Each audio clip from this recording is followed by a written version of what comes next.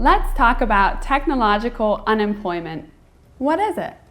Well, my understanding is it's the theory that with increasing automation, you're going to see more and more people out of work. Like, for example, in supermarkets, self-checkout lines replacing cashiers, or robots on assembly lines replacing workers. And then the follow-on from that is structural unemployment, where people's skills don't anymore match the jobs which are available. But from what I know, this is something people have worried about at least since the Industrial Revolution. So that would have been the Luddites smashing the automatic looms and such like, right? Yeah. Are you a Luddite? I don't think so. I mean, I kind of wish, but I don't think I have the energy. Yeah, so these are the dark satanic mills that William Blake described. And they were, in fact, horrible places to work and were eloquently opposed by many, from Charles Dickens to Ruskin to William Morris, who said, "It is right and necessary that all should have work to do, which shall be worth doing and be of itself pleasant to do, and which should be done under such conditions as would make it neither over wearisome nor over anxious." Where was the English accent? Sorry, terrible at English accent.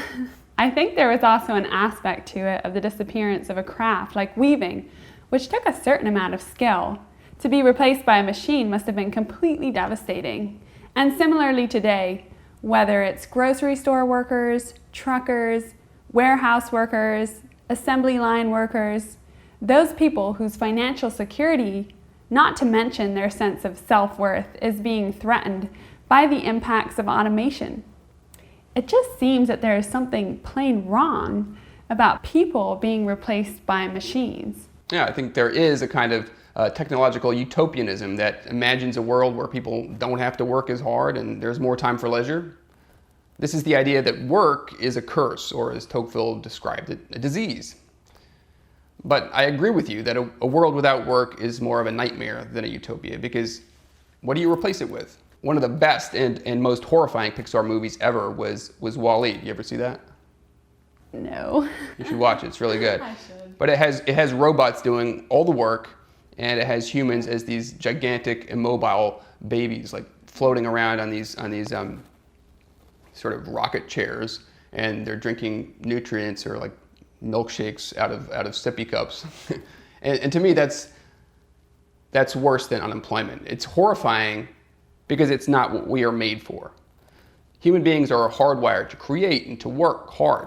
So even putting aside the fact that automation only serves to make the rich richer and leaves many in poverty, technological innovation runs the real risk of trivializing this very important aspect of life. Agreed. So how do you resist? How do you, as Neil Postman puts it, and I quote him a lot, I feel like, in this video series, but he puts it well, how do you refuse to accept efficiency and increase profitability as the most important goal? This might be a good place to talk about our places of work. A guiding principle for us here on the Bruderhof is that any business we run exists for the benefit of the community, meaning the people who live in the community and not the other way around. That's why, if you look at our places of work, there are two seemingly contradictory things that stand out. The first one is advanced labor-saving systems and processes, and the second is what you might call planned inefficiencies. Let's talk about the first one first. Some types of work, I don't think anyone will argue, are simply very mindless and boring. And refusing to automate such tasks on principle is really just an insult to human dignity and creativity. It's also the case that we wouldn't be able to support ourselves with our current businesses without adapting to technological change. So that's why, for example, if you visit one of our wood shops, you'll see an automated wood lacquering system that dramatically speeds up a process that used to be done by hand, very repetitive and physically demanding. And maybe also dangerous. Yeah. So to the second point, however, there are places where so-called inefficiencies is how we maintain a communal workspace where old and young can work side by side and learn and be inspired by one another. It's in these places where the work is there to benefit people and increasing profitability is not the primary motive.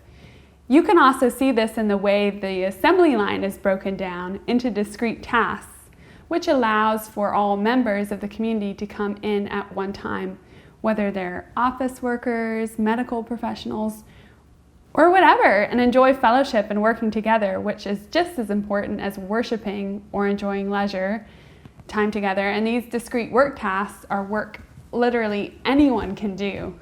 I mean, even me, from the most capable to the oldest and those with disabilities. Yeah, it truly is work for all. And as a side note, I would mention the work is additionally rewarding because you're making products for kids and for people with disabilities.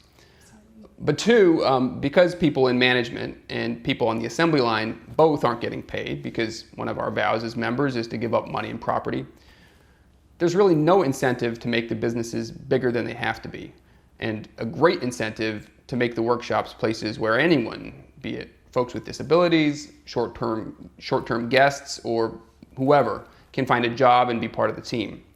Because working together is really how we put what we say we believe into practice. Right, and along with that, it's a place where you actually want to be and go to. Yeah. It's a lot of fun. So just because you said people in management, I want to say that the managerial class is an awful invention that really is an anathema to community life. Would you agree? Yeah. I mean, titles are sometimes necessary to divide up the work, but it really is at bottom just a team working together.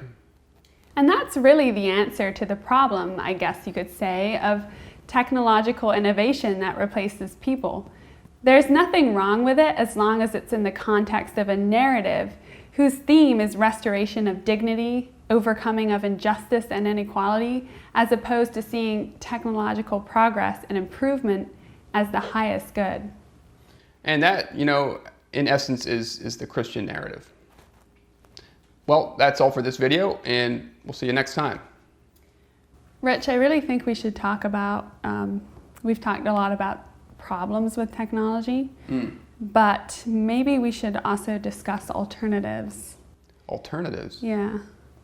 That would be another video. So what would that be? It would be things we do when we're not using technology? Right, because I feel like, a lot of people just think that our life lends itself to spending all our time in nature. We actually have jobs, we have this work that we've been discussing, and we have to employ technology. So how are we intentional about coming away from that or leaving work at work? Yeah.